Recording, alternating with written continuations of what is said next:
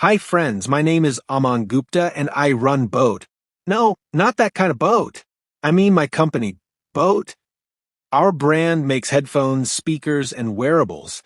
If I have to share my story, I'd like to start from the very beginning. Let's start with my schooling. I'm from Delhi, and I did my schooling there as well. You know how, as we grow up, parents often say things like, "Son, take up science or become a doctor," just like in movie Three Idiots. Something similar happened with me too. In my family, many people were CAs, chartered accountants, so my father told me, "My son will become a CA." I thought, okay, if dad says becoming a CA is the right thing to do, then it must be good, and I went for it. When I pursued CA, I became one of the youngest CAs in the country. I finished it quite early, but while I was doing it, I found it very boring. It didn't excite me. I wasn't feeling any spark in it. Accounting, finance, these things felt so dull to me. Sometimes I felt like the character played by Dershil Safari in Ter Zameen Par. I'd think, what's happening with me? What are all these numbers? Who am I? I even felt like quitting midway. But then I thought, if I quit now, I'll regret it. I've started this, so I should finish it. After that, I'll figure things out. So I completed my CA, took the degree, handed it to my father, and said, "Here, Dad, take the degree. Now let me do what I want to do." Then I got a job somewhere and worked there for 2 years. But after 2 years, I got bored again and thought, this isn't exciting either. Something feels off. This isn't for me. So I quit that job too. Then I decided to start my own business. My father and I decided together to start a business. He had experience and I had the drive and energy. So we thought, let's give it a shot. It wasn't a family business. It was something new we started from scratch. That was my first company. We managed to sell quite well and grow the business. But here's the point I want to highlight. Back then, I didn't even know how to sell. Learning how to sell was one of the most important lessons of my life. I called a client and said, "Sir, would you like this product?" He replied, "Not right now. Call me in 15 minutes. I said, "All right, I'll call in 15 minutes. So 15 minutes later, I called again and reminded him, "Sir, you asked me to call back after 15 minutes, so here I am." He replied, "Not now. Call me in 2 hours. Frustration started building up, but I set an alarm for 2 hours later. When the alarm went off, I called him again, and he said, "Not now. Call me in the evening." I was really annoyed at this point and thought, am I his servant? Why should I keep calling him back?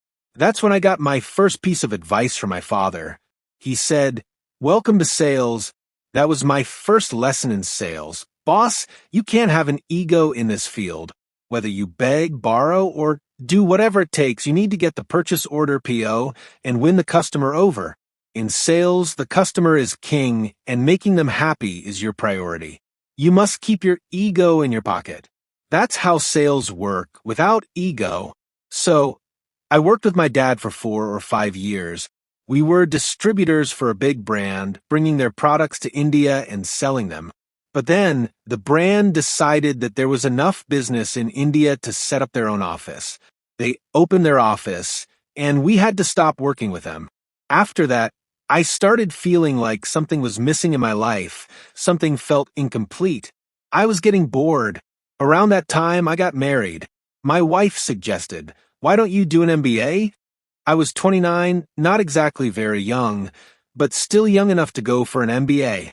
I could afford the time for it. Financially, I took a loan, so I started my MBA.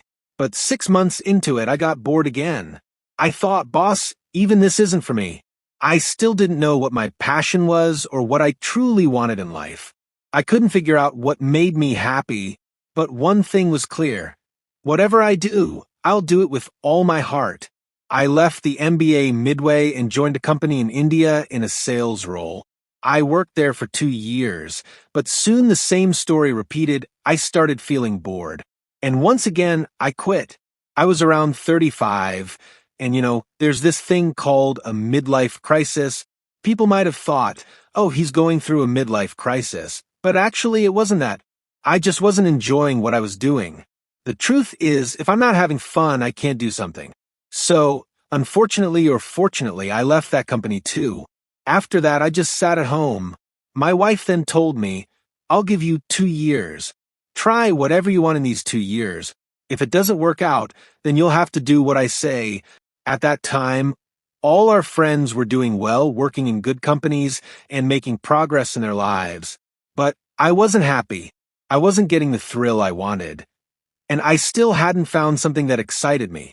That's when I thought, let's start a business. And there was a bigger change happening in India at the time. India was changing. It was at the cusp of a big revolution. The products were the same, so people would ask, did you work in a new categories? I would say, no, the category was the same. It's not like I created something new. People would also ask, was there innovation in your product? I'd say, no, there wasn't any innovation, but the way we approached it was different. The execution was different. There were 200 brands in the headphone market when we entered. Chinese, Japanese, German, and Indian brands were already here.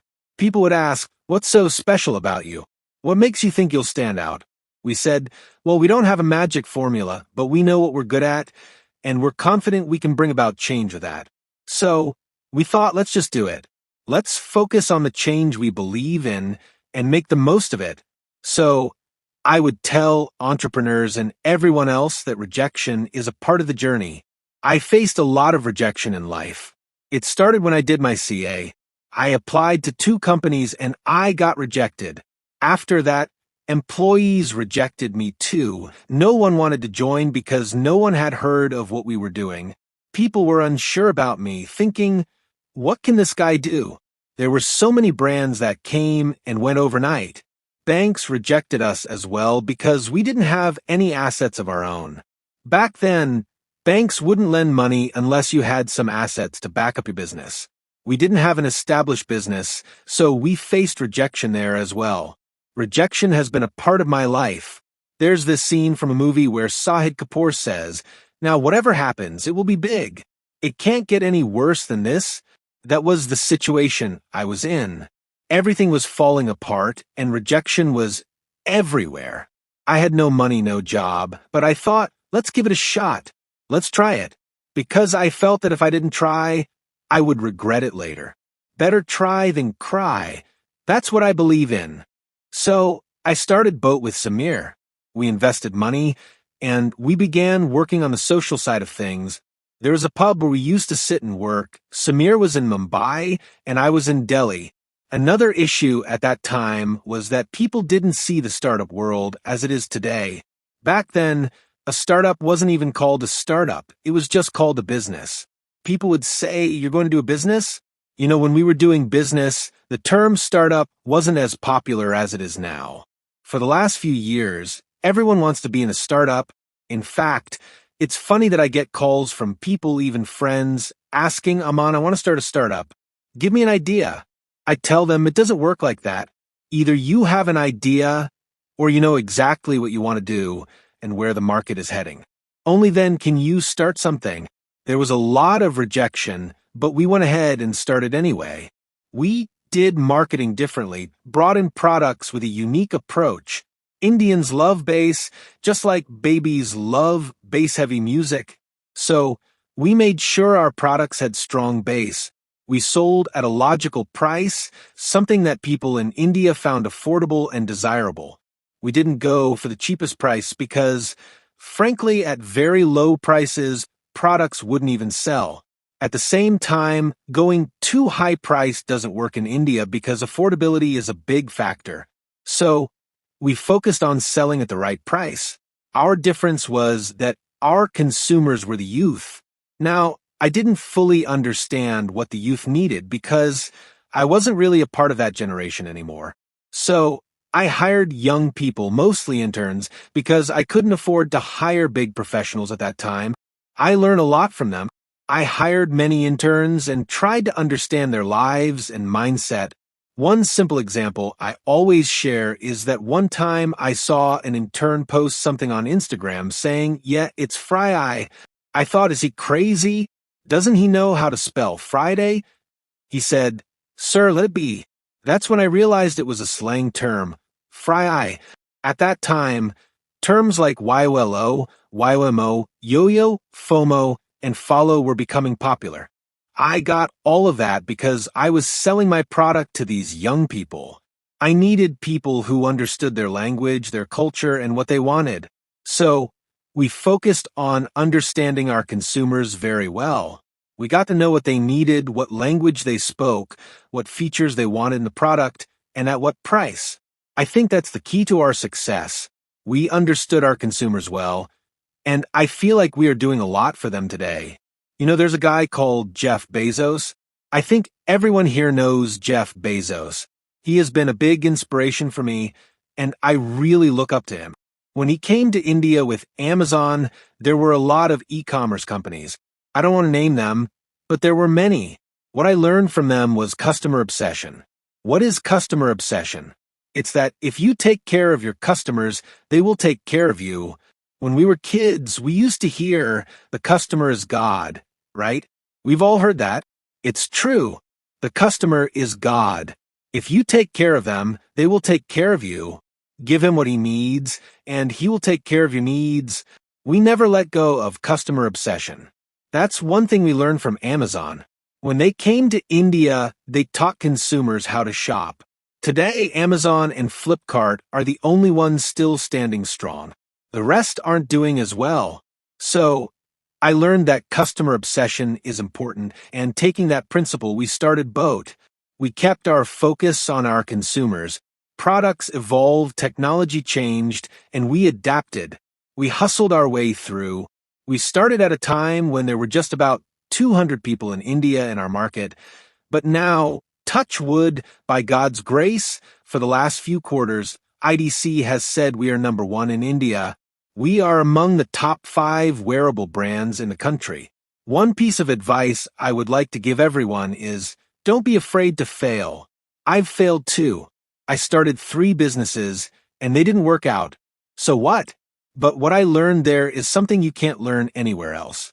Whether you're doing business or entrepreneurship, you have to try. If you are doing business, go to your boss and tell them what experiments you want to try. If you want to start a business, do it and try.